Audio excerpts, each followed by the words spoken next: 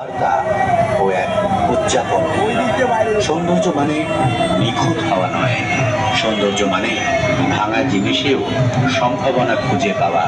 এই মণ্ডপের মাধ্যমে আমরা সবাই যেন মনে রাখি, প্রতিটি ফেলে দেওয়া অংশে, প্রতিটি পতনের মুহূর্তে লুকিয়ে আছে পুনর্জন্মের শক্তি।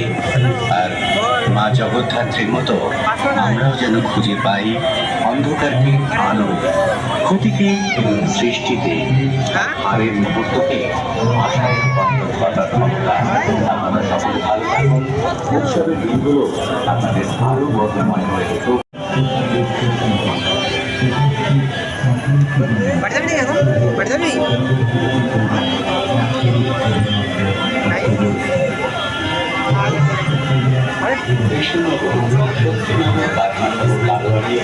জগদ্ধাত্রী পূজায় আপনাদের সকলকে জানাই আন্তরিক শুভেচ্ছা এবং সত্যিকারের পাঁচ মাস জগদ্ধাত্রী পূজার প্রতিবারের